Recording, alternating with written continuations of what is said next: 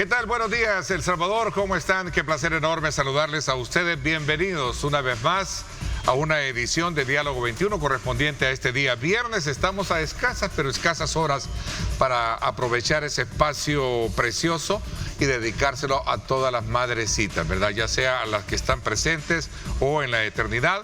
Lo cierto que es un momento de reflexión para reconocer el valor incalculable que siempre han tenido las madres para todos y cada uno de sus hijos. Así es que desde ya, de antemano, pues una felicitación oportuna para todas las madres que nos están sintonizando.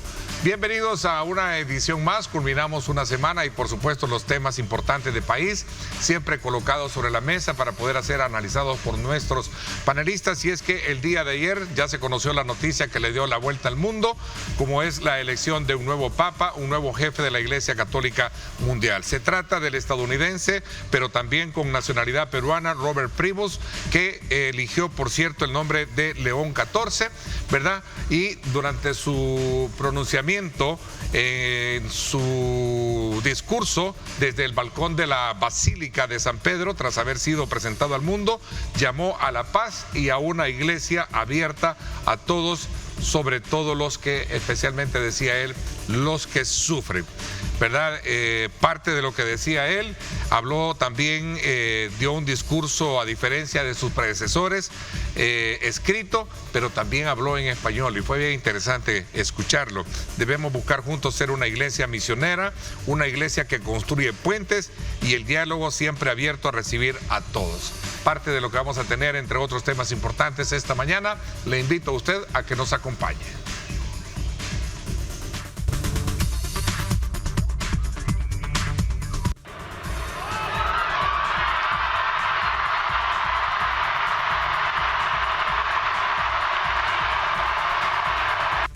Habemus Papam. La comunidad católica del mundo esperaba esta noticia desde el inicio del cónclave.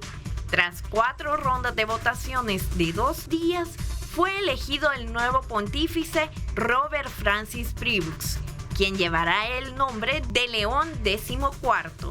Nacido el 14 de septiembre de 1955 en Chicago, Prevost ingresó al noviciado de la Orden de San Agustín en 1977 y se ordenó como sacerdote en 1981. Con una sólida formación académica, obtuvo un bachillerato en ciencias matemáticas y un doctorado en Derecho Canónico en Roma. Su dominio de varios idiomas le permitió cumplir diversas misiones internacionales. En 2014, el Papa Francisco lo nombró administrador de la diócesis de Chiclayo, en Perú, y en 2015 fue elevado a obispo. En 2023 fue nombrado cardenal y prefecto del dicasterio para los obispos. A sus 69 años, León XIV se convierte en el papa número 267 de la historia de la Iglesia Católica Romana. El nombre de León está asociado a la valentía, la fortaleza y el liderazgo. Refleja su compromiso con la justicia social y los derechos laborales. Al elegir este nombre, los papas suelen transmitir su intención de ser líderes firmes y guardianes de la fe. Cabe mencionar que el Papa León XIII, de quien el nuevo papa tomó su nombre, fue quien sentó las bases de la doctrina social de la Iglesia Católica. Para discutir este y otros temas con nuestros panelistas, no se pierda Diálogo 21 con Ernesto López. Informó Evelyn Granados.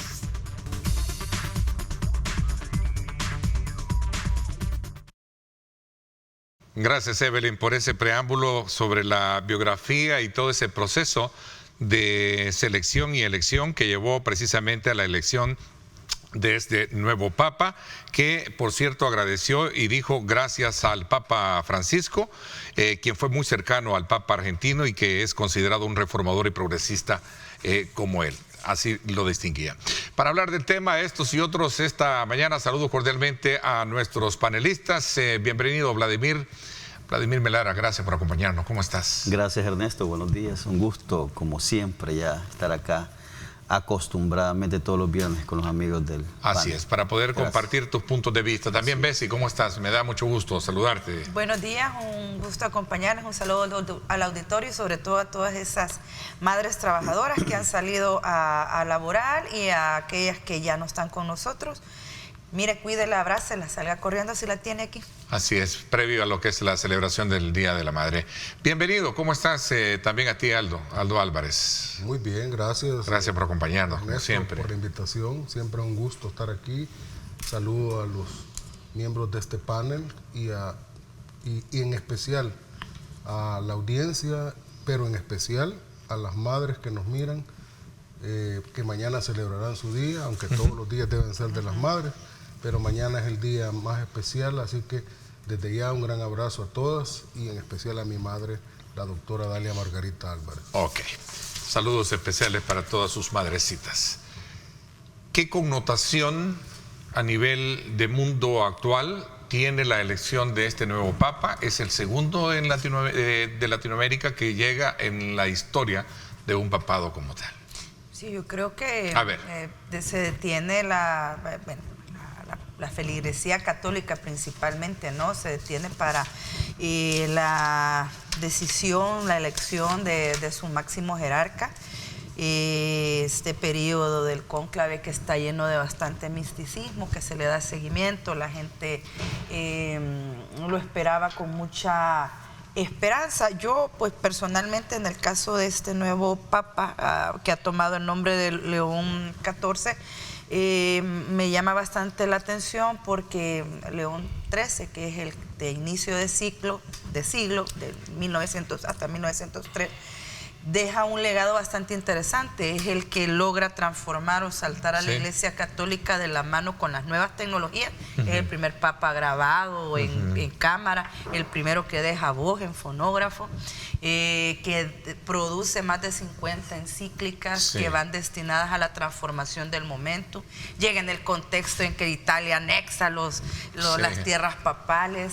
Pero dentro de sus encíclicas creo que la principal, la que la gran mayoría ha mencionado, es la referente a que es el cimento, la base de la doctrina social de la Iglesia. Que los fundamentos los plantea él. Es el tema de la crítica concreta contra la explotación del trabajador y la trabajadora. Apoya la sindicalización, pide que se den salarios dignos, habla de la separación Iglesia-Estado, dejando a la Iglesia como una autoridad moral. Entonces, creo que hay mucha expectativa por el trabajo que hizo como misionero agustino, el actual Papa, en el Perú, en Chiclayo, me parece, Chiclayo, si no lo menciono mal. Viene de Chicago y estuvo en Chiclayo. Qué cosa más curiosa, por ahí anda un meme. Interesante. Entonces, ha trabajado, y si usted empieza a buscarle todas sus intervenciones durante ese periodo, denuncia inundaciones, denuncia que no se le está dando mantenimiento a las calles de ciertas comunidades y denuncia un montón de situaciones que tienen que ver con la pobreza extrema donde él ha estado trabajando con su gente.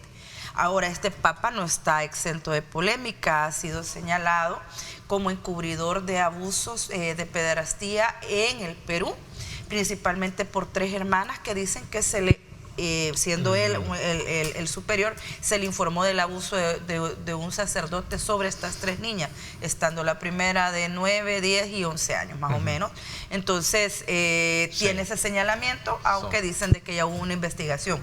Es decir, recordemos que son señalamientos, no es nada correcto, son concreto, o sea, no está exento de polémica esta elección, ¿verdad? Ese es un buen punto para... Entonces, ojalá que la feligresía católica logre encontrar en este nuevo representante jerarca, pues alguien que les ayude. Pero quizás el énfasis de un análisis como el que podemos tener nosotros, que hemos sido bien puntuales a la hora de poder señalar o cuestionar, es el papel, el rol que jugaría en un contexto del mundo. Recordemos que la Iglesia Católica tiene un poder de influencia muy grande, Vladimir. Mira, Ernesto, yo creo que, bueno, ayer cuando todos vimos el humo blanco, Habemos, papá. Estábamos de alguna manera con la expectativa. Yo creo que hoy más tradicionalmente estamos en la expectativa de esta elección. Hay que quizás remarcar que una elección rápida, Creo que después Fue de rápida, ¿verdad? creo que después La de cuarta, creo que tres votaciones hubo. 3 votaciones, la cuarta salió. Digamos que es el Papa número 267 que se elige. Y lo que mencionaba a veces sobre, digamos, los antecedentes, el contexto de, digamos, referenciales de este nuevo Papa, de León XIV, es que esa encíclica la encíclica básica que tiene el Papa, digamos, que es León XIII, que habla sobre incluso el desarrollo de derechos laborales, porque él se encuentra desarrollando sus actividades papales en el siglo, si no recuerdo, en el siglo XIX, en los años 1800.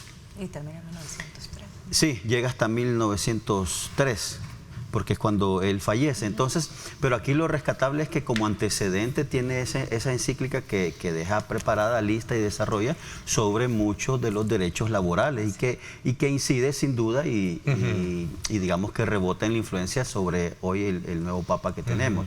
Hay que decirlo, también este nuevo Papa trabajó muy de cerca con el Papa Francisco y le dio mucho protagonismo y sobre todo le dio nuevas responsabilidades que lo llevó a cardenal. Okay. Pero ese poder de influencia en la toma de decisiones a nivel mundial, en medio de un conflicto mundial en el que nos encontramos, ¿qué poder podría tener de influencia? Fíjate que, mira, si lo queremos ver. Yo venía pensando creo que ahí está la esencia de un debate como este. Yo venía pensando que incluso es un poco esperanzador lo que ha sucedido. ¿En qué sentido?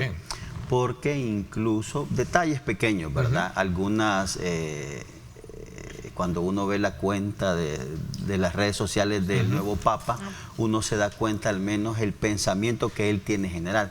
Ojo, yo quiero aquí recalcar algo, y es que hay que esperar cómo este Papa empieza a desarrollarse, sobre todo en esos temas que tú dices, Ernesto, que me parece fundamental. La Iglesia Católica tiene un gran poder de influencia, tiene un poder fáctico incluso dentro de muchas sociedades tradicionales católicas, bueno, en la misma Europa Central, pero sin duda los antecedentes y todo el ambiente es esperanzador, porque este Papa parece que refleja de alguna u otra manera esa visión progresista de la Iglesia, esa visión no conservadora, sino que una visión más amplia y una visión que logre tocar incluso el quehacer individual de la sociedad mundial. Entonces, eso para mí es fundamental. Yo creo que hoy estamos en una situación, bueno, hemos visto lo que está sucediendo hoy con la India, Pakistán. Sí, imagínate que de Rusia, hoy mismo hace un par de...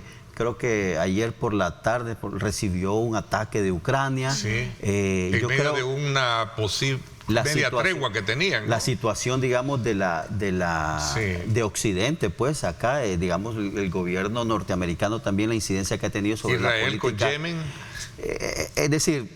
o sea, hay un polvorín ahí en el cual surge hay una situación muy particular. Líder de una iglesia católica mundial que habría que preguntarse qué papel podría ejercer él es una frente a una realidad muy particular la que vimos. Y mira, quiero aprovechar este momento en también reconocer y porque es válido y sobre todo porque se trata de cómo se ha desarrollado la humanidad. Hoy, 9 de mayo, se celebra, se conmemora el 80 aniversario de la victoria que tuvo el ejército soviético sobre la alemana nazi. Hoy, 80 años.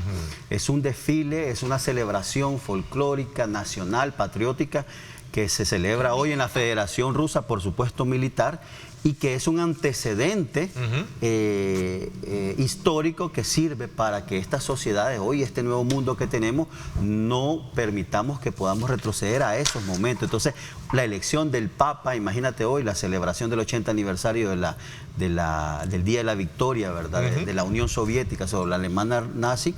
Y hay que recalcar, Ernesto, este momento es importante porque nos demuestra que justamente a veces la historia, Ernesto, no es como la cuentan.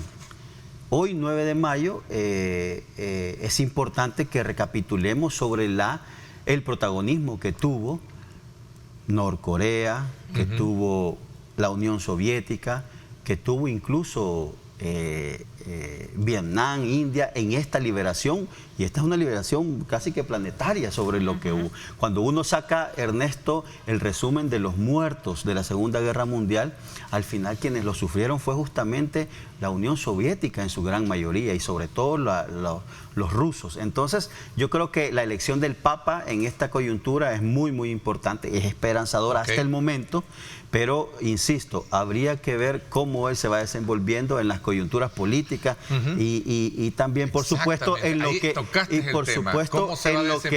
que, digamos, orgánicamente a ellos les impete, que es el tema, digamos, religioso, el desarrollo de ¿Qué tan respetado puede ser? Bueno, recordemos que es estadounidense por su trabajo en Chicago, aunque la nacionalidad nació en Chicago, tiene la nacionalidad peruana. Tenemos a un presidente hegemónico en términos de liderazgo a nivel mundial, que tiene el mundo también así, en fin. Por eso yo creo que ese punto es medular. ¿Qué poder de influencia va a tener para poder apaciguar todos esos polvorines que están ahí? Ya tocabas tú el tema. Yo creo que el tema se va a querer meter. Mira, el tema de la paz mundial va a tener sin duda un reto importante para él. Es decir, un ítem que no va a poder soslayarlo. Es decir, él se tiene que inmiscuir en esos temas que le importan a esta sociedad mundial en este momento. Ya vimos cuántos conflictos hay armados a nivel mundial, y que no solamente son conflictos militares, sino que hay conflictos económicos. Bueno, Francisco fue crítico de la globalización, fue un crítico de la globalización, ¿verdad? Así que yo creo que la coyuntura ¿qué postura va a tomar frente a eso? Es muy atractiva al respecto. Vamos a ver, Aldo, también, ¿cuál es tu lectura desde ese punto de vista, digamos, sociopolítico, más allá de lo espiritual, que con mucho respeto, pues, obviamente es la Iglesia Católica, es una iglesia universal de gran mayoría en el mundo, ¿no? Bueno, en primer lugar, yo quiero comenzar dándole mis más sentidas felicitaciones a la comunidad católica salvadoreña y del mundo por la elección del nuevo Papa, que es la cabeza de la Iglesia Católica Universal. Hay júbilo, por supuesto, en esta comunidad, y pues se les felicita.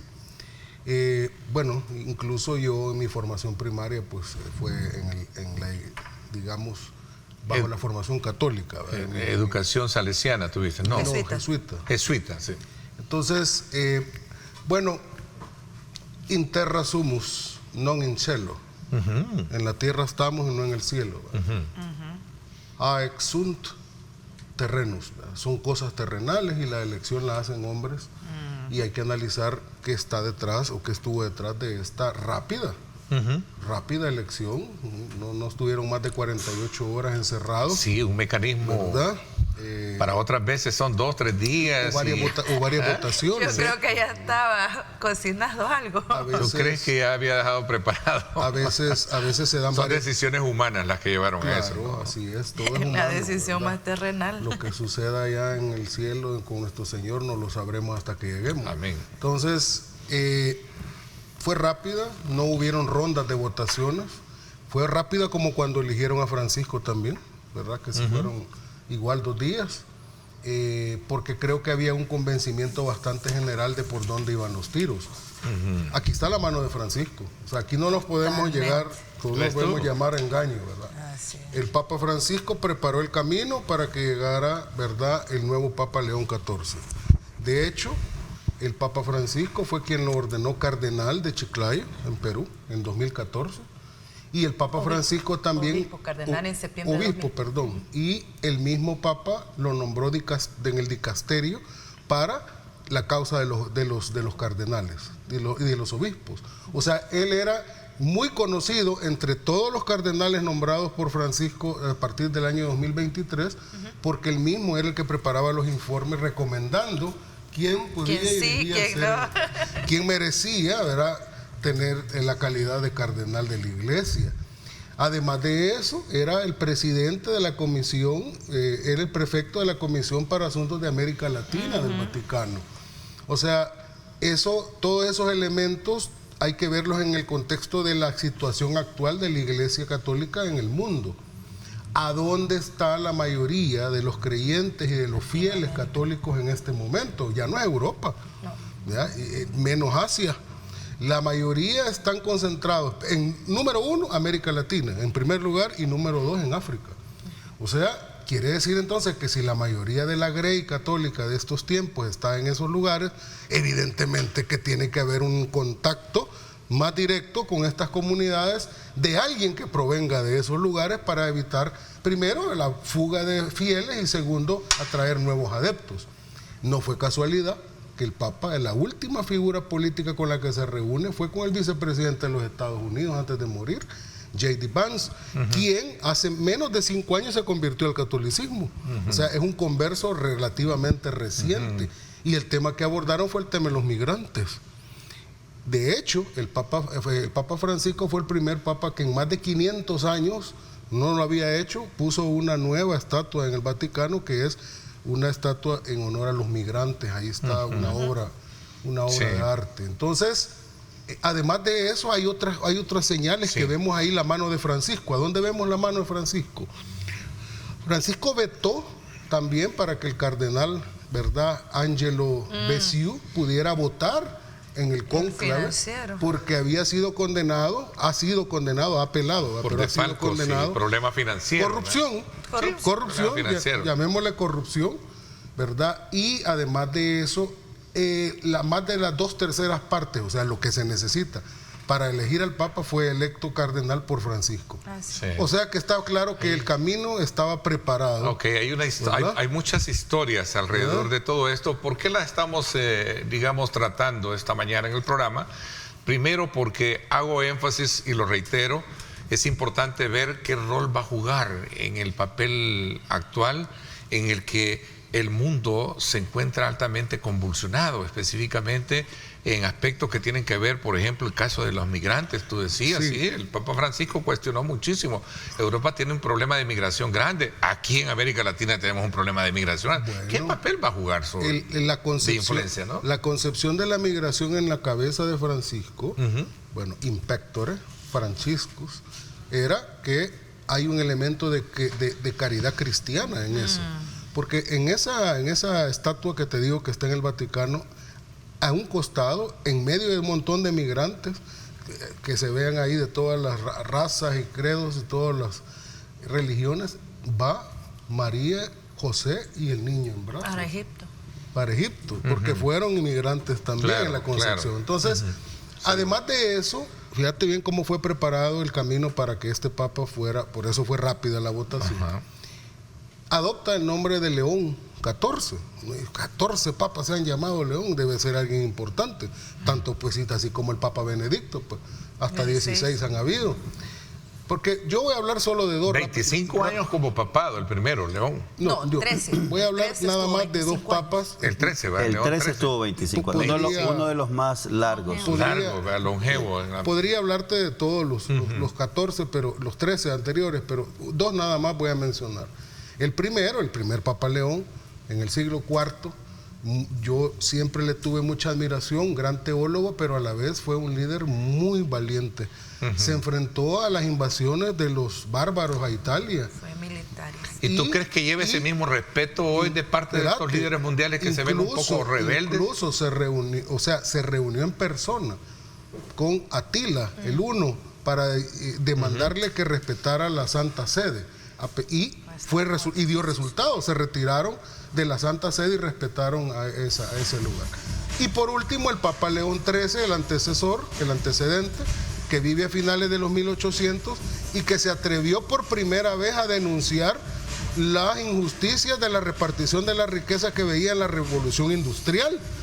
Fíjate bien cómo era antes del derecho laboral, antes que nacieran, antes de los mártires de Chicago, estuvo el Papa León XIII denunciando que eso era contrario a la caridad cristiana, porque era ver al hombre como, ¿verdad?, el lobo por el lobo. Es que esa coincidencia que tuvo en el auge del desarrollo industrial, es decir, como coincide Entonces, él se da cuenta justamente de las injusticias, es decir, implementan el desarrollo industrial, ¿verdad? A finales de los 1800, entonces él se da cuenta y empieza a trabajar. Y es por eso que deja esa encíclica donde toca temas esenciales como los derechos laborales. Y la riqueza de los ricos proviene del trabajo de los pobres. Y muchos dicen de que el pensamiento de León XIII fue la base de lo que después se convirtió en la doctrina social de la Iglesia.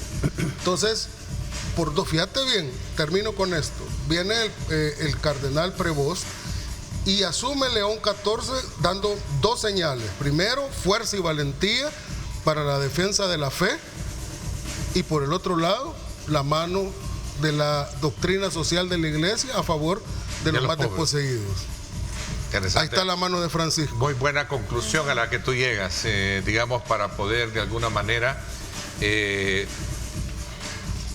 figurar, digamos, la imagen de este nuevo Papa, que tiene precisamente todo ese andamiaje de construcción de imagen que va enfocada a ese punto. Acuérdate que en la teología, en la premisa teológica es que el Espíritu Santo, ¿verdad?, influye en los corazones de los para que nombren al Papa que necesita la Iglesia en este momento. Yo ya el Espíritu Santo, ya la fumarola. Vamos a hacer una pausa comercial, son las 7 de la mañana con 1 minuto. Gracias por estar con nosotros.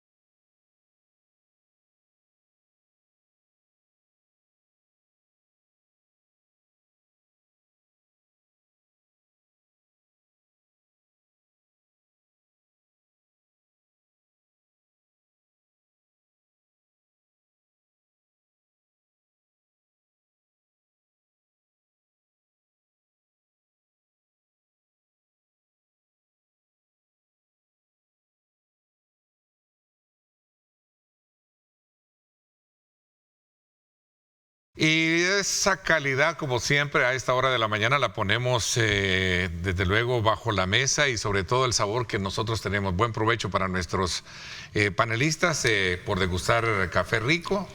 Que rico es calidad, ¿verdad? El café perfecto de la mañana. Continuamos conversando. Vamos a entrar a hablar de otro tema que esta semana, sin duda alguna, llamó la atención, y es el anuncio hecho por el Ejecutivo para la inyección de $1.000 millones a la economía nacional. El objetivo es lograr meter más circulación de dinero en el país, que las empresas puedan contratar más salvadoreños, y sobre todo también dinero que va a servir para pagar a los proveedores del Estado. Incluirá a todas las empresas, sin importar, decían, sean grandes o pequeñas, y sin importar cuándo dieron el servicio o el producto. Esto se va a pagar a todo, decía. Ahí está precisamente el anuncio oficial de este tema. Comienzo contigo abriendo ahora, Aldo, el tema. Bueno, esto ya estaba anunciado de alguna manera. Acordémonos que esto se da en el contexto de aquel acuerdo, ¿verdad?, entre el gobierno y el Fondo Monetario Internacional, a donde ya se había anunciado que iba a haber un primer desembolso después de que se lograron poner de acuerdo. Entonces ahora el gobierno anuncia ya en forma pública que se va a hacer efectivo, ¿verdad?, ya esa inyección de estos recursos a la economía nacional, y menciona cuáles van a ser las prioridades a donde se van a utilizar estos fondos. Han salido ahí un montón de gente ya, pues sí, como aquí nomás se tarda en anunciar algo que en que aparezca la crítica de la pseudoposición, ¿verdad? Pero diciendo, es que son préstamos y eso no es regalo, y no, pues sí, está bien, sí, el punto no es que sea préstamo, no, sino para qué se va a utilizar. Se va a utilizar para tratar de dinamizar aquel sector de la economía nacional que evidentemente produce y que genera empleo y que se convierte en un factor de crecimiento para la economía. Y ya dice, bueno, primero los proveedores del Estado, a los que se les debe, ¿verdad? Y todas aquellas cuestiones relacionadas con ellos, para que con esa plata puedan ellos pagar no solo sus propias deudas individuales, sino también producir más y generar más empleo. eso sin lugar a dudas va a dinamizar la economía, ¿verdad? Porque normalmente los proveedores a los que hace referencia el gobierno no son los grandes empresarios, sino que estamos hablando de un sector que va desde la pequeña y la micro hasta la mediana empresa. ¿Y quiénes son los que proveen de mayor empleo en el país, en nuestra economía? El mayor empleador no es la gran empresa. La gran empresa con suerte empleará un 20% como máximo de los empleados. La mayoría de los empleos que se generan en El Salvador son la pequeña, la micro, pequeña y la mediana empresa, casi el 80% de los empleados.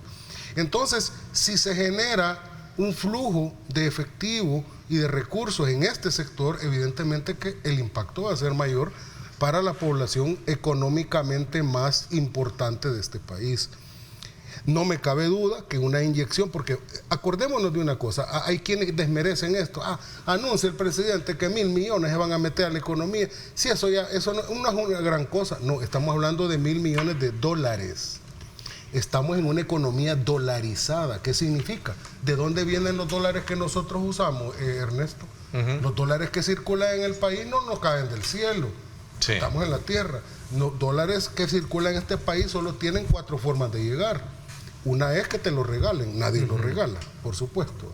Otra es que los compres. ¿A quién? Al que los hace. ¿Y quién los hace? La Reserva Federal, ¿verdad? Obviamente, no tenemos la maquinita aquí.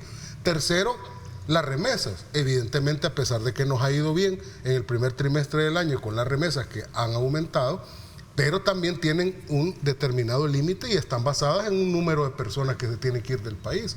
4, las exportaciones. Tenés que aumentar sustancialmente la exportación para poder recibir divisas en dólares. ¿Y cuál es la quinta forma en que puedan entrar dólares a la economía? A través de esta forma, a través del préstamo. Y entonces de esa manera se empieza a haber suficiente circulante, porque el problema de una economía dolarizada, con esto termino, el problema de cualquier economía dolarizada, no solo de El Salvador, es la liquidez, porque los billetes se desgastan. Ok, positivo entonces, la decisión es muy positiva para eso. Vamos a ver, Vladimir, luego viene Bessie. Vamos a ver, tu punto de vista. Mira, aquí hay que ordenar las ideas. Ok. El anuncio ha sido una inyección, ¿verdad? De liquidez al país, en el orden de 1.000 millones de dólares. Y bueno, el titular está bien, ¿verdad? Inyección, pero ya después cuando dicen va a ser destinado al pago de proveedores, ya nos desilusiona en el mismo anuncio. Por eso es que Aldo se sorprende que más tardó en anunciar que estaban las críticas, porque ¿qué es una inyección de liquidez a una economía, Ernesto? Esa es la gran pregunta. En realidad, inyectar liquidez a una economía es pagarle a los proveedores. ¿Es eso? La verdad es que no. Yo creo que cualquier estudiante de economía de primer año, ni de primer mes que llegue, o en bachillerato, entienden que eso no es inyectarle, eso es pagar algo que ya había fiado. ¿Y sabes cuál es la gravedad de esto? Y yo lo escribí en una red social. Es como que, Ernesto, mira, yo voy a la tiendita de ahí cerca de mi casa, la niña Mari a mí todas las semanas me fía $40 porque me da leche, me da pan dulce, me da francés.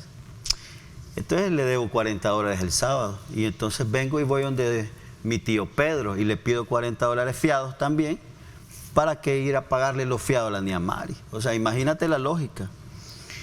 Pedí prestado para pagar algo que debía ahí en la tiendita. Entonces, eso no es inyección de liquidez a la economía. Yo no sé, perdonen la expresión, pero cara de qué le ven a los salvadoreños cuando hacen semejante anuncio.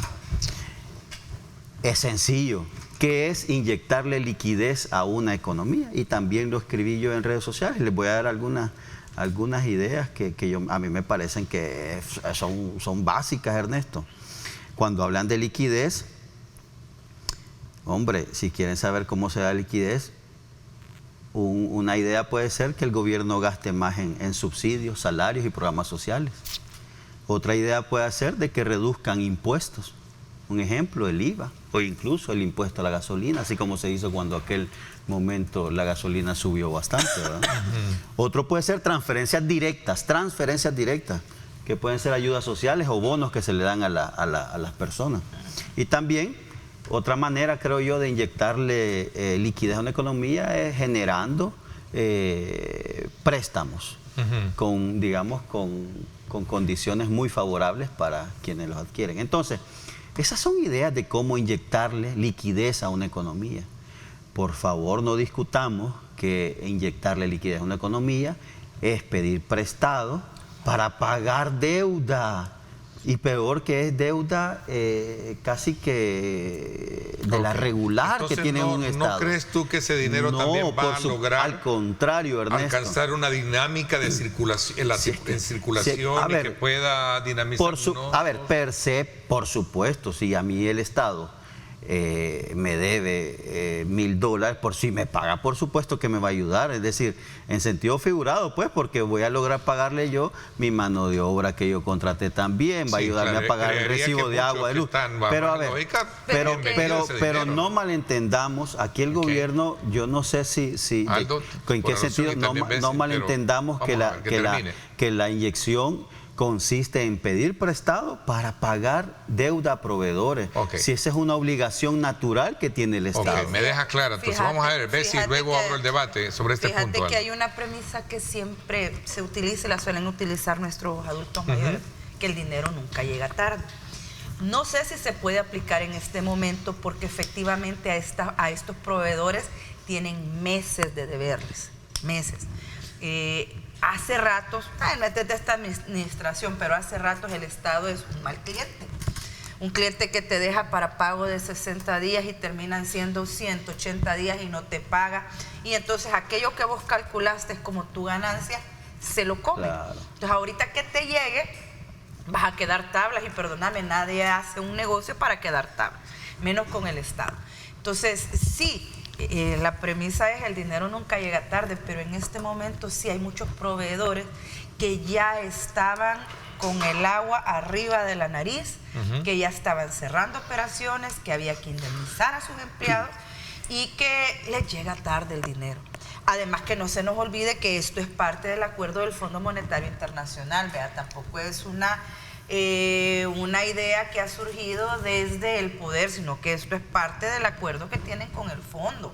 Y uno, pues bueno, yo te agradecer y de señalar que no lo hemos mencionado, pero ya se le pagaron $11 millones a la Universidad de El Salvador. Bendito Dios, ni modo, toca dar gracias porque cumplan con los compromisos que tienen. Qué bueno, ojalá que se logre, ya solo están con la deuda de 2025. Parece que también ya le cumplieron el subsidio a los empresarios de buses. Ojalá que esto llegue a donde corresponde, pues porque al final el problema es que como el dinero ha llegado tarde, no va a cumplir todos los caminos que le corresponde y no logra hacer que el emprendedor vea el beneficio de recibir esa plata. Bueno, a ver, Aldo, mira, te vi un poco inquieto con el planteamiento que hacía Vladimir, ¿lo compartes? En primer lugar, el anuncio que hace el presidente acerca de la inyección de los 1,000 millones no está diciendo que exclusivamente para eso se va a utilizar, sino que primordialmente en esos rubros se va a utilizar, se va a hacer la inyección, que son como que los que se ven como más urgentes, más ingentes, pero no se ha dicho que solo ahí se va a ir todos los 1,000 millones. ¿Verdad? Entonces no se puede reducir tampoco a que en esos solo el pago a proveedores, nada más, y de ahí no va a salir. Número uno, eso es partir de premisas equivocadas. Número dos, cuando se critica y se dice, es que aquí es deuda para pagar deuda. Hombre, por Dios santo, si el presidente de la República está haciendo malabares casi milagrosos con respecto a cómo lograr inyectar dinero fresco a una economía dolarizada, que no es fácil. Vaya, ¿qué es lo que hacen en otros países, por ejemplo? Y que no me venga a decir que los países desarrollados en el mundo son los que tienen las deudas más altas del mundo. Los países desarrollados, empezando por los Estados Unidos, tienen la deuda más alta del mundo. Muchos países europeos están en la misma situación. ¿Por qué? Porque ellos adquieren deuda ¿Cómo? Bueno, colocan bonos, colocan títulos de participación, títulos de ganancia en el mercado, y entonces adquieren dinero de los inversionistas y además tienen la maquinita de hacer dinero, ya sean dólares o euros o lo que sea. Inundan de dinero. ¿A dónde está la maquinita aquí en El Salvador? ¿A dónde están, verdad? ¿Cuál es la gran capacidad de endeudamiento que tiene también El Salvador frente a inversionistas privados en el mundo? Entonces, venir a decir que el hecho de adquirir deuda para pagar deuda en una economía dolarizada no se vale, pero es que al contrario, el presidente, ¿qué es lo que ha dicho? Hoy nos vemos en la obligación de esto, pero dinamizando una economía, muy probablemente va a llegar un momento en esa línea de crecimiento en que se pueden generar los propios recursos para no tener que adquirir deuda para pagar deuda. Interesante. Voy a ver, te doy la palabra porque voy atrasado con la pausa. Sí, y abrimos ya el debate, ¿no? Para poder desarrollar bien este punto que obviamente genera controversia. Voy a la pausa. Gracias por estar con nosotros.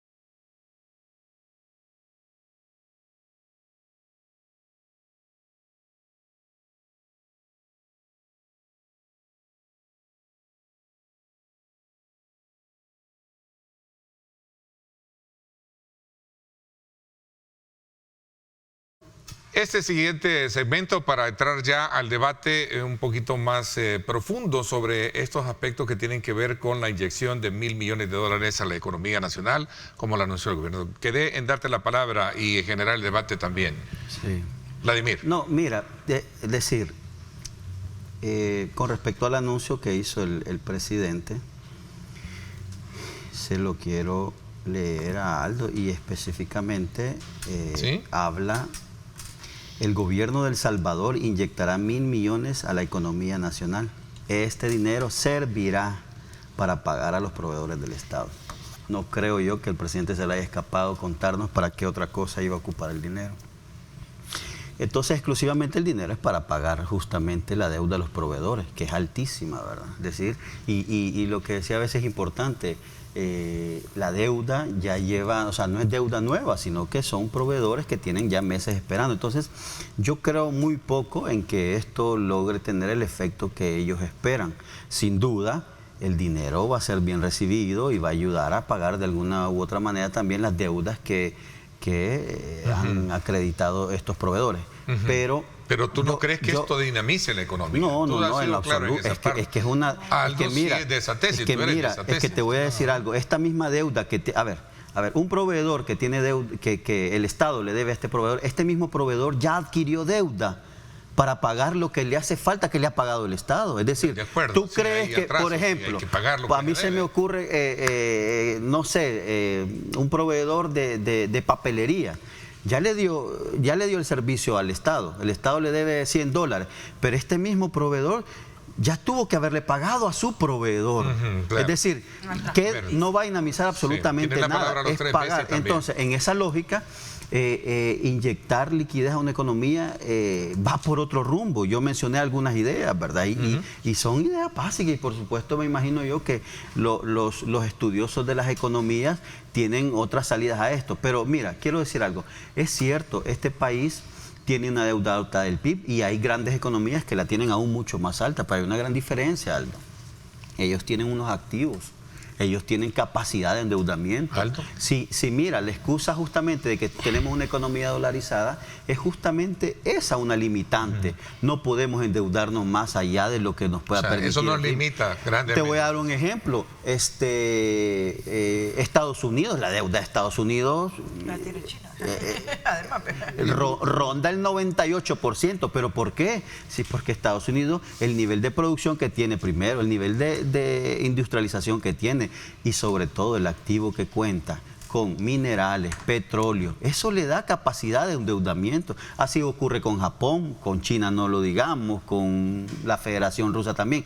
No nos podemos comparar y decir, pero si las economías también poderosas tienen más endeudamiento. No, es que sencillamente la capacidad de pago que ellas tienen es muy diferente a la nuestra. Entonces, este anuncio yo creo que también otra vez es para sorprender a los desprevenidos. No va a resolver el problema de liquidez. Vamos a ver. Ya me dijeron distraído, pero mira, te voy a decir una cosa. Sí. Llevemos esto al terreno de la discusión profunda, que es a donde me gusta llegar a mí. Mira, obviamente, al igual que Vladimir, yo no soy economista, pero algo he leído por ahí y me informo. El punto no es si está industrializado en un país. Bueno, en Estados Unidos ya no se sabe bien si se le puede llamar industrializado o no, por todo lo que ha pasado en las décadas anteriores. El único poder que todavía sí hay que reconocer que tiene es el poder de la moneda fiduciaria, que es la moneda fiat, como se llama, que es el dólar. ¿Cuál es el respaldo de la emisión de dólares hoy en día? La fe. Si es que la palabra fiduciaria viene de fides, y fides viene del latín, que es fe. O sea, la fe que le tiene la gente a una moneda que se emite, no necesariamente con respaldo orgánico, sino es totalmente inorgánico. Bueno, pero existe todavía y tiene su peso y aceptación internacional. No sé si cada vez más o menos, pero lo tiene. Entonces, no es ese el factor, es el factor que tiene la máquina de hacer dólares, y lo hacen y la usan y han inundado de dólares increíblemente el mundo. ¿Eso es malo o bueno? Bueno, Estados Unidos vela por sus propios intereses como cualquier otro país. Ahora, El Salvador está dolarizado, sí, está dolarizado, pero el problema no es ese. Es el enfoque para qué se van a usar los dólares que se van a inyectar. Porque en el pasado, de estas 5 que te mencioné yo hace un rato, ¿cuál había sido la principal fuente de ingreso de dólares? 2, comprar los dólares para sustituir los que se estaban deteriorando, y por eso en El Salvador tenemos moneda de dólar que no la aceptan en otros países, porque la hacen especial para El Salvador porque se deteriora menos el metal que el papel moneda. Entonces, comprando. Y la segunda, ¿sabes cuál así fue históricamente? Las remesas. Pero ¿cuál era el enfoque? En los tiempos de Arena, del corrupto Arena, era úsenlo para consumir, no para invertir ni para producir nada. Y se creó una economía de puro consumismo, y para eso ya sabemos quiénes eran los dueños de los grandes centros comerciales en este país, les convenía.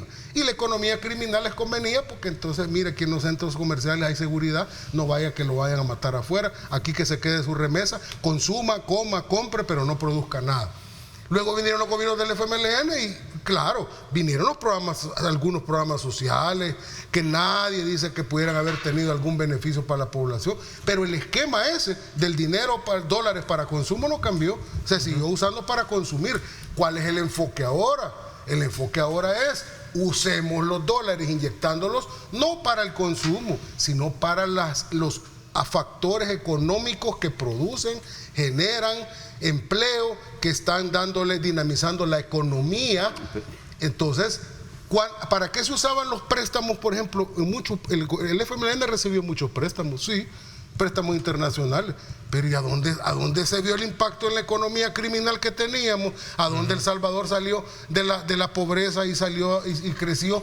En una década, la del FMLN fue una década de oro, porque la economía mundial en esa década no tuvo pandemia, no tuvo un problema inflacionario casi estratosférico, Mira, sino que fue bastante estable. Pero Aldo, estás desconociendo, y me extraña que desconozcas la recesión que hubo en 2008, es decir, el gobierno y el gobierno recibió el país en recesión, es decir, 2008, el gobierno del FMLN entra en 2009. Es decir, datos para que entendamos. La economía estaba en el 2009 en menos 2.5%, no creció debido a esa recesión mundial ocasionada por la industria inmobiliaria, ¿verdad?, en Estados Unidos. Entonces, así recibe la economía los gobiernos del frente. A ver, vuelvo y repito, no quiero ponerme acá, a pesar de mi militancia y mi membresía en el partido, pero no me quiero poner acá porque no es mi papel de ser abogado del frente. Pero hay que dar datos y hay que hablar con la realidad. En el FMLN, aún con los niveles de delincuencia que tenía mayor inversión, recibía mayor inversión directa extranjera. ¿Y por qué ahora no lo hay?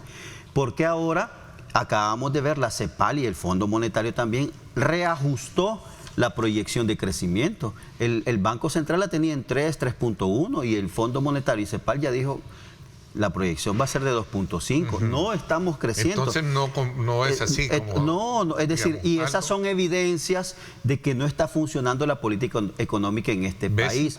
Voy a decir algo, solo termino con esto. Hay dos factores que a mí no me cuadran, es decir, de cómo se maneja la economía. Y ahí, hoy que estamos recibiendo y pidiendo tanto préstamo, bueno, la Asamblea acaba de aprobar unas garantías también para que siga recibiendo préstamos unas instituciones. Entonces, mira, hoy, y la gente debe darse cuenta, ya ven por qué no hay que andar haciendo y organizando aquí mis universos, ni los Juegos Centroamericanos y el Caribe.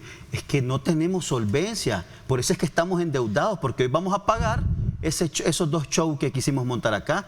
Y estoy preocupado porque acaba de anunciar ahí el presidente de INDES de que espera que el próximo Mundial de Fútbol de Playa se realice acá. Está bien, pero es que no tenemos condiciones económicas para poder financiar No sé semejantes proyectos. ¿Por qué no nos vamos a los temas estructurales? Insisto, pagar la educación, pagar pensiones, pagar Vamos a ver, programas por sociales. cuestiones de tiempo, vamos a ver, Mira, Bessie. yo entre las razones que también no permiten que venga mayor inversión, hombre, es que no podés vos a punta de post en redes decidir la captura y los delitos para determinadas personas, por ejemplo, en el contexto del tema de los chorros y de la gratuidad del pasaje. Eso asusta a los empresarios, por eso no vienen. Además, recordemos que el índice de democracia que se acaba de entregar, El Salvador viene en un franco retroceso, ¿no? Claro, estamos atrás de Guatemala y de Nicaragua, porque definitivamente Nicaragua y Guatemala están peores que nosotros.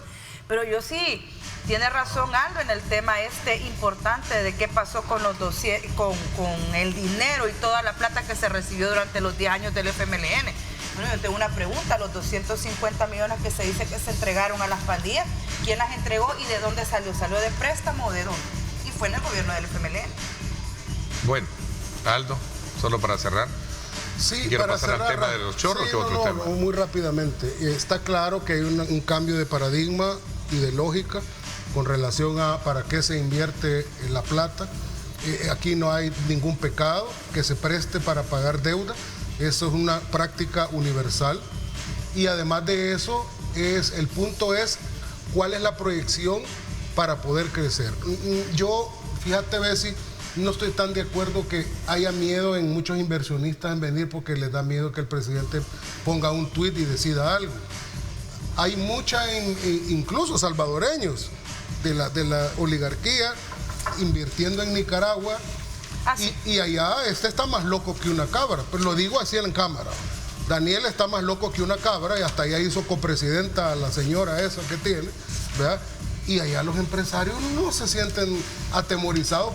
Y ese sí es un verdadero dictador, ¿verdad? Que si él dice directamente... 2.5 según el índice de democracia. Y no usa tweet porque no puede, porque ya no aprendió a usarlo, pero él lo dice de viva voz, hágase tal cosa y hágase tal otra. No, siento que no es por eso, es por las condiciones objetivas que una economía le presente a alguien. Y por último, aquí mencionan los eventos que se acaban de mencionar internacionales. Hombre, ¿qué país de Centroamérica recibió mayor turismo en el último año? Fue El Salvador, no fue Costa Rica, no fue Panamá, fue El Salvador. Y esas son divisas, se me olvidó, esa es la sexta, turismo. Interesante, voy a la pausa, 7:33, regresamos con otros temas que también han estado vigentes durante la semana. Pausa, regresamos.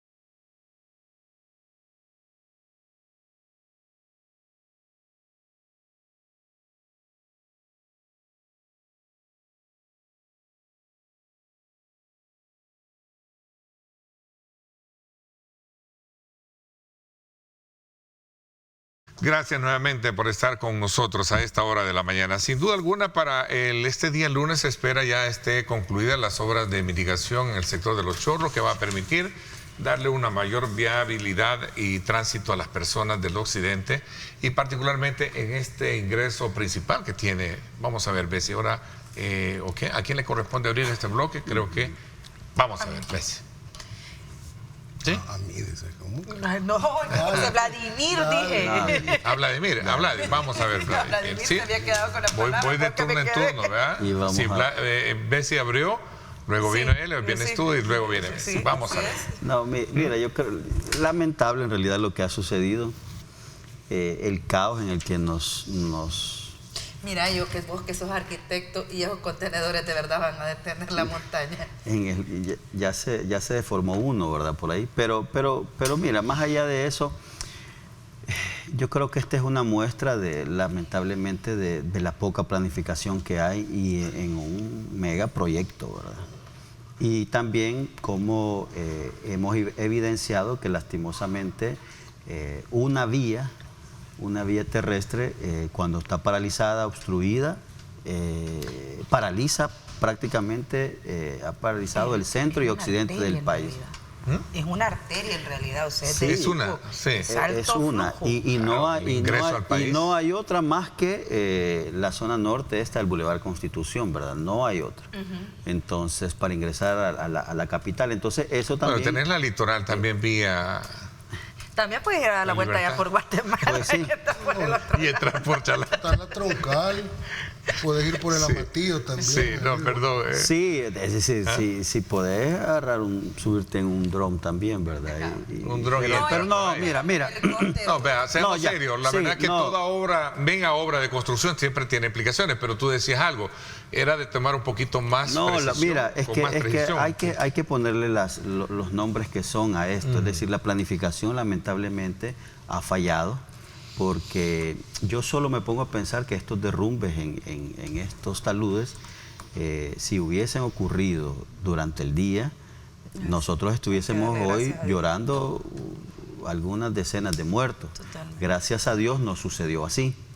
Y ocurrieron en momentos, digamos, que no había tráfico, creo que fueron por la madrugada. Entonces, esto ha ocasionado, yo creo que este es un llamado primero a que este tipo de proyectos deben de contar con una mayor supervisión, una mayor óptica de desarrollo, porque no es posible que esto suceda una, dos y hasta tres veces el derrumbe de estos taludes que puedan ceder. Y es histórico, Entonces, ¿verdad? Siempre han habido. Desde pues que no. yo estoy pequeño, siempre han habido. Pues en realidad esa zona, como dice Bessie, ha pues estado sí, hace estable. bastante. Yo entiendo que esa zona antes no se había tocado y es la que hoy se dio. Aquí lo importante es ver cómo el país, yo creo que a mediano plazo debe de ver qué manera se pueda crear y desarrollar para lograr un desarrollo para la zona central, porque no puedes tener solamente esa arteria para comunicarte con el centro de San Salvador. No puedes depender, imagínate lo que Y no hay otra calle de acceso ahí. las repercusiones que ha tenido. Empecemos por los millones de dólares que le dieron, que cuesta hoy el transporte, ¿no? Es decir, eso se debe sumar a los costos de construcción ahora de ese maquinaria que han viaducto, metido. la maquinaria y todos estos gastos imprevistos que están haciendo, que es millonario. Además de eso, la producción cómo ha bajado en este país, es decir, Sí, ha tenido implicaciones, dices tú. la industria esta del transporte de carga, que ha sufrido también golpes económicos, los tiempos de traslado de la gente que es empleada, y además de eso, no me dejarán mentir, los empleados públicos, la gran mayoría les han dejado trabajo en casa o han trabajado, ¿cómo no? Hay algunas instituciones que sí, o han trabajado hasta la 1 de la tarde o al mediodía. Entonces, eso repercute en la economía de este país. ¿Y eso es producto de qué? Pues eso, de la mala planificación de esos proyectos. Yo lamento, y la gente también aquí, y uno no se quiere poner como ave de mal agüero, sino que es la realidad, es lo que ha sucedido. Pues siempre quieren lo mejor para el país, Por obviamente, supuesto, ¿no? pero ante la evidencia, uno qué puede decir positivo sobre cómo... Ok. ¿Dónde está la empresa? Mi pregunta es, ¿dónde está la empresa a la cual se le asignó este proyecto? ¿Por qué tenemos que tener al ministro dando conferencias casi a diario? durante una semana, cuando el ministerio ha contratado una empresa. Esa empresa es la que nos tendría que estar dando la cara, nos tendría que estar explicando, mire, fallamos en esto, la planificación tuvo este problema, el costo va a aumentar o vamos a asumir nosotros el costo o nos van a ser efectivas las garantías, ¿no? Y les tomaron garantías. Todo eso lo supiéramos si ese contrato y la licitación fuera público, fuera de información oficiosa. Supiéramos cómo fue la contratación, qué garantías tenemos, si se les pueden ejecutar ya. Toda esa información es necesaria porque al final, a la hora de pagar, como se ha pagado la gratuidad del pasaje, no es fondos públicos, son fondos de los contribuyentes y nos tienen que explicar cómo lo van a utilizar. Si se ha aumentado el costo por ese montón de maquinaria que se han metido un montón de retroexcavadoras para esa media montaña que se ha venido. Ahora están poniendo esos contenedores que no sé qué tan factible, como le preguntaron a Vladimir, que es arquitecto, qué tan factible podrá ser que detengan en la avenida de esos aludes de tierra. Ese es territorio que es de captación de agua.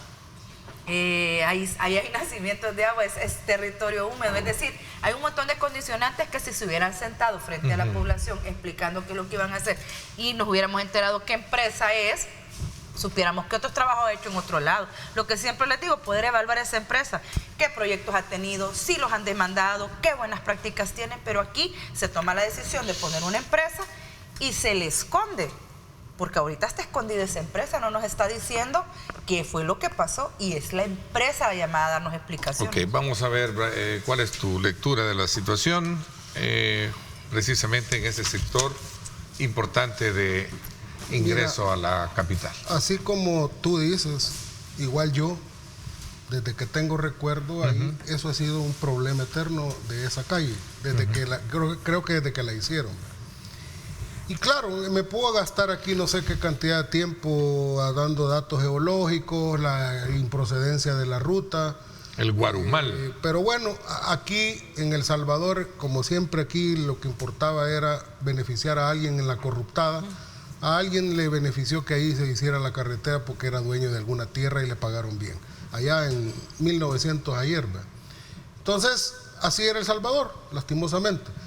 Pero el punto es que los demás gobiernos sucesivos tuvieron que estar cargando con resolver ese problema, porque si no, hubieran tenido que confesar que era irresolvible, así como confesaron estos fulanitos, pseudoperiodistas que decían que el problema de las maras era irresolvible en este país. Bueno, pero no dijeron que era irresolvible, sino que continuaron haciendo obras de mitigación y los derrumbes siempre, derrumbes. Una malla y bueno, pasaron arena, lo mismo. Pasó el FMLN y yo no veo que el problema lo hayan resuelto de fondo. El albañil del pueblo le puso una malla ahí, pero un día le cayó una piedra a un carro y murieron aplastados los que iban adentro. Ahora, aquí no se ha muerto nadie por esos derrumbes todavía, gracias a Dios. Y porque Dios se apiada del país que lleva su nombre. Y fíjate bien cómo las cosas, la mano invisible siempre del Señor. No ha llovido toda la semana, ¿verdad? Esta semana copiosamente. Pero bueno, y entonces, si era resolvible el problema, ¿por qué no lo resolvieron los anteriores gobiernos al del presidente Bukele? Bueno, ahí está la respuesta, les cae de frente y se les estrella. A este gobierno le va a tocar, y no tiene de otra más que hacerlo así, y solo sí, resolver completamente este problema que no pudieron resolver nadie anteriormente. Y eso no es fácil. No es fácil por lo que te dije, la geografía, la topografía, etcétera. Pero hablemos siempre dentro del campo de la ciencia, porque mira, hay unas de la pseudo oposición de este país, vea, que hasta le llaman que está embrujada ahí la montaña. Esas son, perdónenme, tonteras, ¿verdad? O sea, son puras tonteras que no, pero como viene de ellos se justifica. Fíjate que no hay un gran avance en el trabajo ahí, pero por ejemplo la caída de esas ideas de torretas que se estaban haciendo donde hay fallecidos, bueno, porque ya hubo fallecidos en esas sí, pero fue accidente laboral. Estoy hablando de los derrumbes. Por eso no se ha muerto nadie. Sigue siendo responsabilidad de la empresa. Entonces, sí, pero acordémonos de una cosa. La empresa, como cualquier empresa privada de nacionalidad que sea, firma contrato con el gobierno. Claro. Y a quien le debe dar explicaciones es con el contratante, porque ellos son contratistas. Pues sí. No tienen que salir a dar conferencias de prensa al pueblo salvadoreño. Claro, porque nosotros le damos el dinero al Estado para que le pague. El que tiene que darle cuentas al pueblo salvadoreño es el gobierno, que es el contratante, no la contratista. Pero ¿cómo me va a explicar a mí el ministro si no le corresponde a él y no está llevando a cabo la Pero vos sos construcción? abogada y sabes que lo que te estoy diciendo Sí, el tiene contratante y el contratista, pero sentido. el Estado es una ficción legal también. Sí, el pero Estado somos todos. El Estado, pero el gobierno no es ficción. Y por eso el que sale a dar la cara es el encargado de la cartera que está liderando esas obras. Bueno, pero para decir lo siguiente, yo he escuchado de la pseudo oposición que ya andan manejando que nos engañaron. Hablaron del viaducto Francisco Morazán y ahora nos damos cuenta que lo que están haciendo es una ampliación de la carretera. ¿Y cómo saben que ya se desechó el proyecto? Me lo explicas cuando regresemos después de la pausa. ¿Te parece? Voy a la pausa. Gracias por estar con nosotros. Regresamos con más.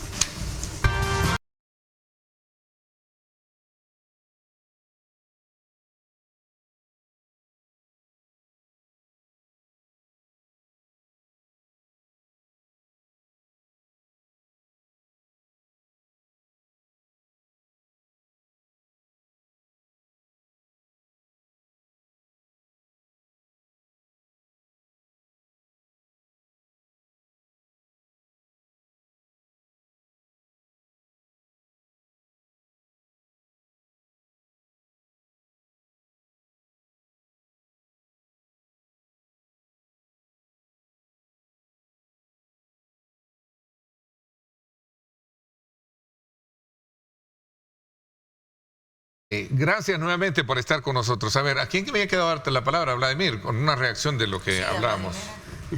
No, mira, yo no voy a ser partícipe de verdad que aquí... De lo que ha planteado... De lo que intentan defender lo indefendible. A ver, y el abordaje... No te va, el abordaje debería, no te va a defender, dice, ¿eh? Debería de ser distinto. Me defiendo solo.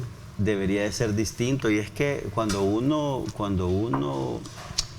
quiere tomar las riendas del país es porque resolver problemas viene, o creían de que venían a sentarse y a recibir flores, vientos y alabanzas. No, si cuando uno toma las riendas de un país es justamente para cambiar la situación, para justamente mejorar las condiciones de vida de esta sociedad. Entonces, eso de que hoy nos va a tocar resolver problemas, bueno, entonces se equivocaron de profesión, no deberían de estar gobernándonos.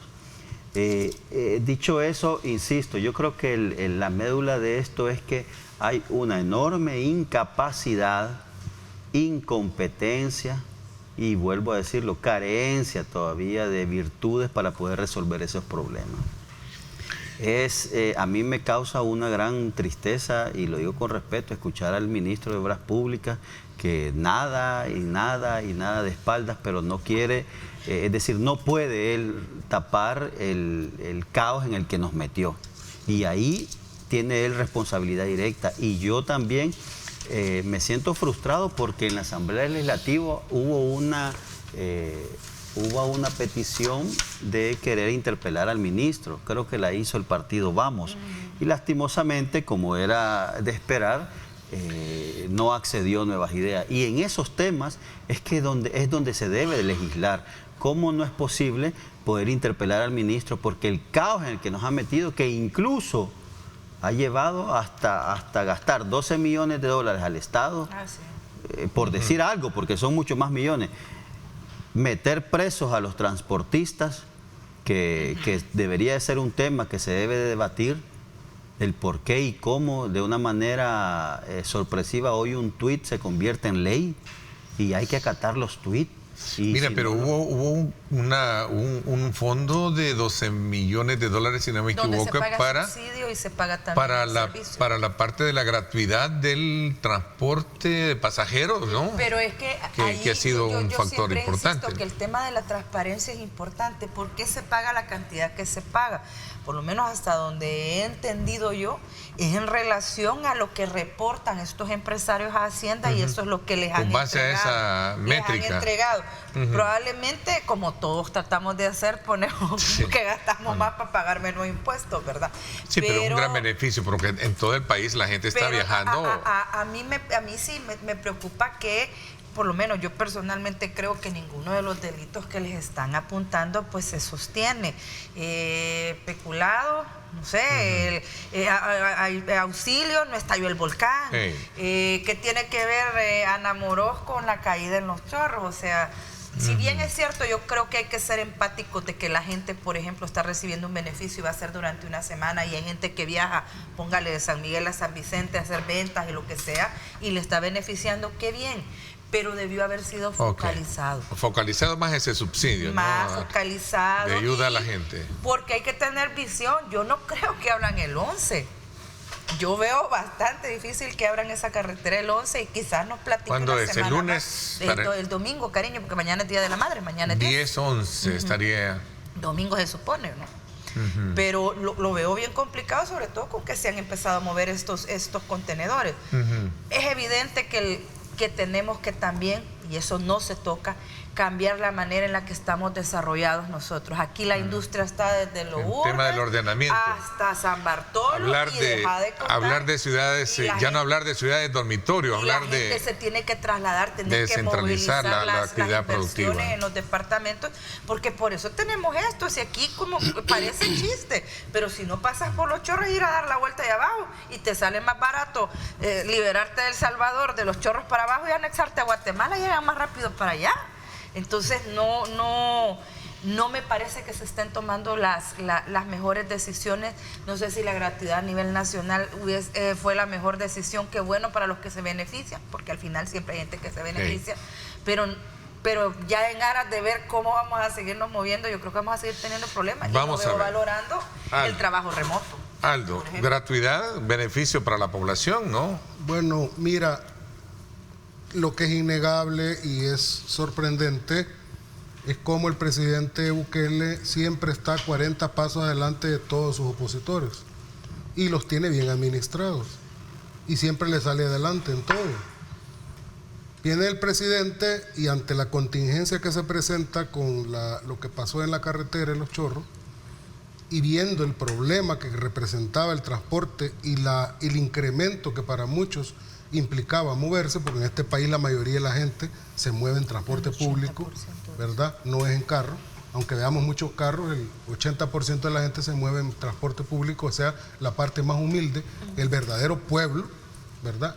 Entonces, queriendo paliar un poco para ayudarle, dice, bueno, vamos a darle transporte gratuito de aquí hasta el día que se abra.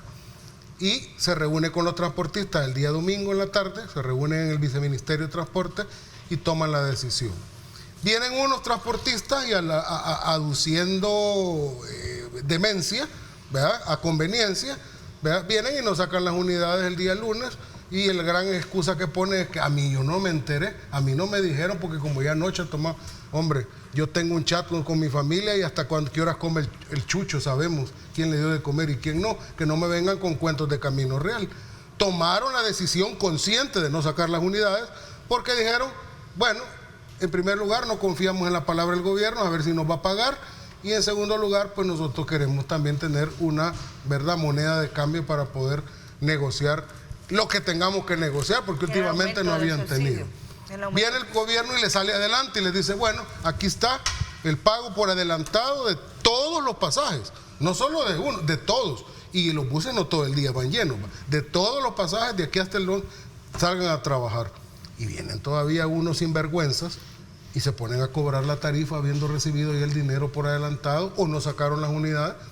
Bueno, viene bien campante un empresario, unos empresarios que ya los conocemos, quiénes son, que vienen de la vieja escuela, de cuando chantajeaban a los gobiernos anteriores, porque chantajeaban a los gobiernos anteriores en dos formas. Los chantajeaban con los acarreos de los, no te voy a acarrear a los votantes el día de las elecciones en el sistema clientelista que tuvo Arena y el FMLN, y en segundo lugar los chantajeaban que, si no me cumplís, no saco las unidades, el 80% de la gente se enoja, se va a poner contra ti y vos vas a pagar el costo político, así que por eso. Y junto a las bisagras corruptas, les perdonaban multas, dejaban que anduvieran las chatarras circulando, les daban subsidio, y en un nivel de corruptada que este gobierno destapó, tenían un empresario 10 unidades, 4 andaban y cobraban la de las 6 que estaban guardadas.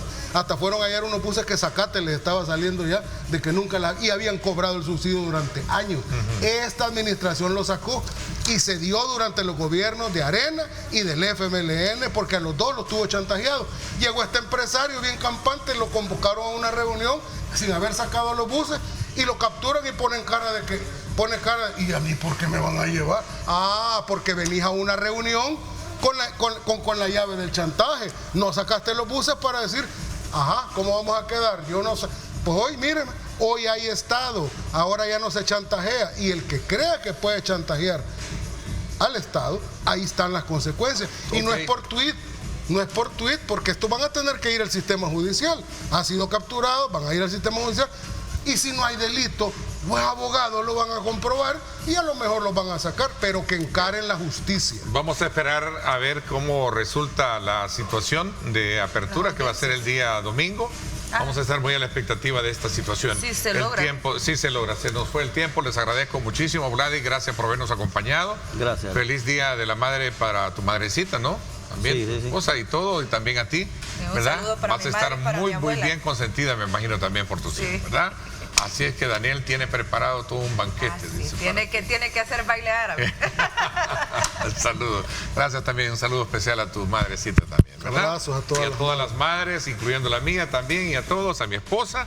Pues les deseamos muchísimas felicidades de antemano, ¿verdad? Mañana nuevamente a expresar ese cariño, ese amor tan especial para ese ser tan querido. Por mi parte, eso es todo por hoy. Pásenla bien y como siempre recuerden lo más importante, amar a Dios sobre todas las cosas.